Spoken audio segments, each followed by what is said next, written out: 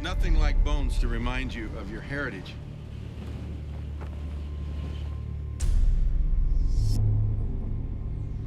And that's why I like bringing people up here, because it reminds us of our own mortality. It reminds us that we are in a relay race. We're in a generational relay race. And they understood that.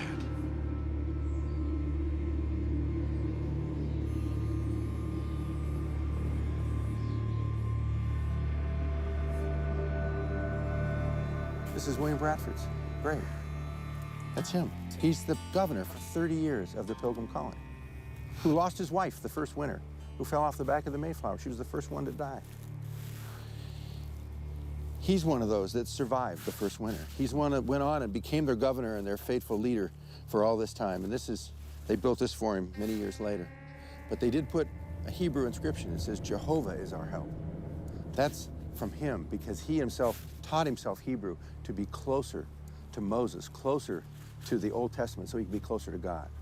They had a love for God and a love for their families and a love for freedom that brought them to this world. And William Bradford exemplifies that. I wish they had left us some kind of a training manual, some kind of a secret sauce recipe card that we could pick up and go, all right, here's what it is, here's what we do. What do we do? How do we get back to that? Now, when the children of Israel going into the Promised Land, they crossed the Jordan River, and God stood it on in, and they walked across. And before the waters stopped parting, God told them to take 12 stones from the bottom of the river and put it up on the top of Mount Gilgal and make a monument, so that when your children ask, what are these stones, you'll be able to tell them, this is where God parted the sea. And that's what the Pilgrims left us. They left us a monument that not only gives tribute to what was accomplished here, but it gives us a specific strategy, a breakout of a blueprint of, if we would ever forget what made America great, what made us free, we can go back and follow that strategy, and it's right up on a hill a half mile from here. Right here? Right here.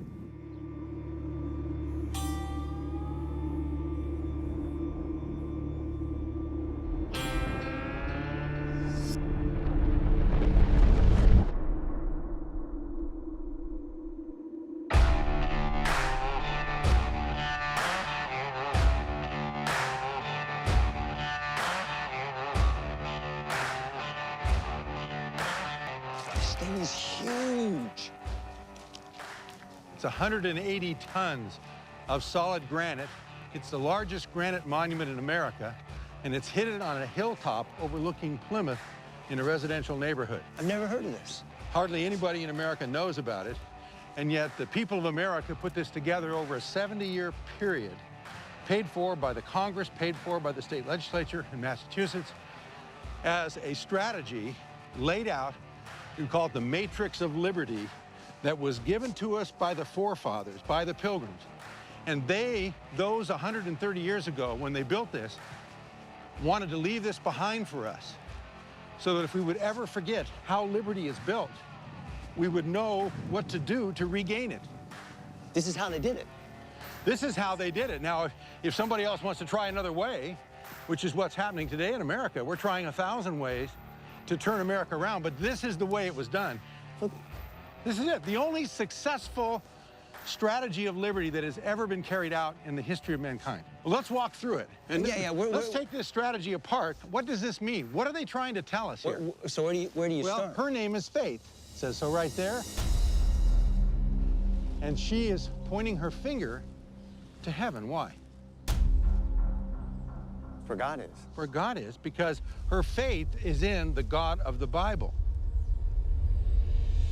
in Jesus Christ. They knew that the only faith that could bring true liberty was a faith in the one true God and his Bible. And you see a Bible there, an open Bible. It's a Geneva Bible. The pages are opened up, which meant that they read it. And as they read it, and as they had faith in God, he gave them wisdom. That's why you see the star on her forehead. She's given wisdom to know how to live in this world. And all of the rest of these statues, each one weighing almost 20 tons, is tied to faith, because without faith, it falls apart. And that's the beginning of it all. Where do we go from there? From here, you need to go to character or morality, and you'll notice Because that's the internal liberty. that is the internal liberty, which is the beginning of all freedom. She is called morality. Notice that she has no eyes. That is on purpose because she's looking internal character, the transformation of the heart first, and then that brings external transformation. And notice that she has the 10 Commandments in her left hand and the scroll of Revelation in the right. What would that signify? The Bible. Exactly. That if you want to have morality, there has to be a standard, and more than that, there has to be an internal transformation. This is speaking of the need to internalize and allow God to change our hearts and our minds first. Because in England, you had top-down morality imposed on people. Do this, do that. You're moralizing people, but you're saying their morality started in the heart. In the heart. It had to be changed here. They realized Inside. just because you said you were a member of a church, like the Church of England, didn't make you a Christian. And you see this over on the side. The side statues give an explanation of what the meaning of this is for us. That's why we need the evangelist. You see the evangel here writing down the Gospels. And there's a need for evangelists. Why? Because we need to have the gospel of the great liberating gospel of Christ that says he came to set us free. First. So this is completely contrary to the way the rest of the world had done it up to this point. The pilgrims are saying that morality starts internally with the gospel. The evangelist has to preach the message that transforms the heart, and then you want to do what's right, rather than being forced to do what's right from the king who tells you what good and bad is. That's it. Okay, what's next? What's next is, and you see the development of it, if you want to have a free civilization, you need to have a civil authority or civil law that will give a base for that freedom. In other words, you've got to have some degree of order in society. And that order, as you see here, is built upon law. The principles of God's law then are related into the civil law. And that's what we see here in his left hand. We also see his hand, his right hand is extended in mercy. Mercy toward those that he's dealing justice with. Why? Because this form of law has a degree of equity in it. And you see this in the side statues where Can we go see? Yeah. Justice. She's holding the scales of justice with justice and equity, which means that, you know, when a crime is committed, it should be cared for in terms of its punishment, the same for the rich and for the poor and for everyone else. There should be equality under the law. On the other side, we notice that this form of law is different than the laws of so many nations that are built on tyrants, that are built on, if the Aztecs wanted to cut your heart out, they just cut your heart out. Here, mercy. Mercy built upon the base that he offers us, mercy and grace, along with law. And in this form of law, there is that tremendous mercy. So you have to start with faith. Faith in the true God, that produces the internal morality of the heart. You have a standard by which to judge what good and bad is, and then you create a moral system of law to have a basis for a free and just society that can mete out justice when crimes are committed, but also extend mercy to people and show them grace. And then that gives you the freedom. Once you have a society that's built like this, now you have a civility in society. Now you can educate your children.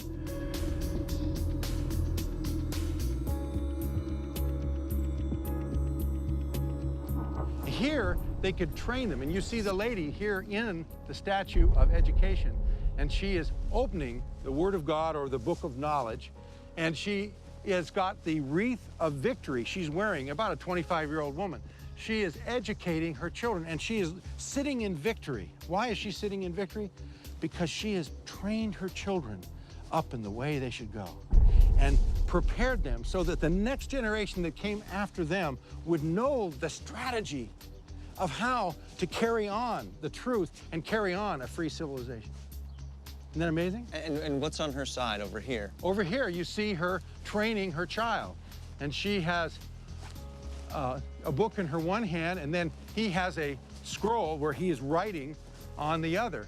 And this is youth, trained in their youth. It was the parents' responsibility to educate.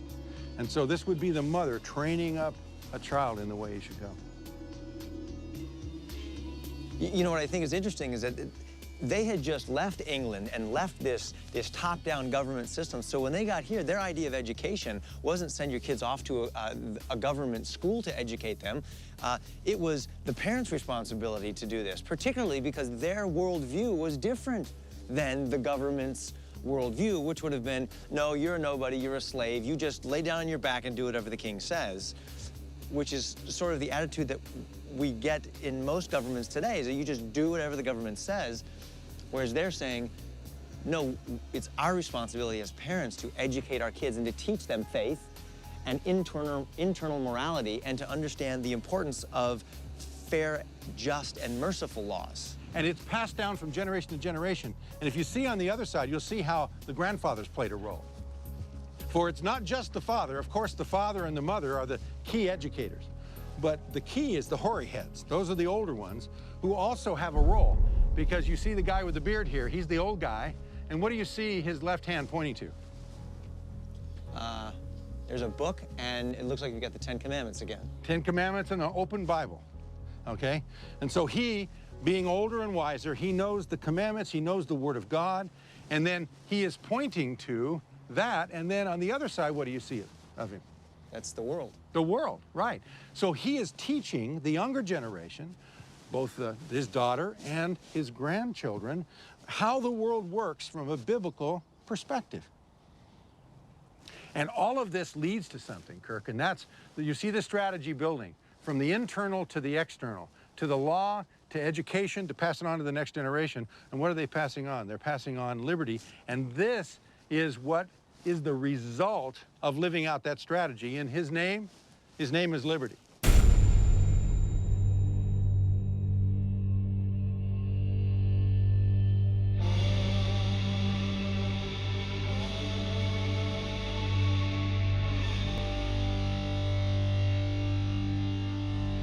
We call him Liberty Man. Look at this guy, he's a Liberty stud. hero. Now this guy is not a guy you want to mess with, right? And he's seated in liberty. Okay, explain who this guy is. Liberty Man. Liberty Man, or the liberty hero that he represents, is the fruit. He is the result of obeying the matrix of liberty that you see on this monument.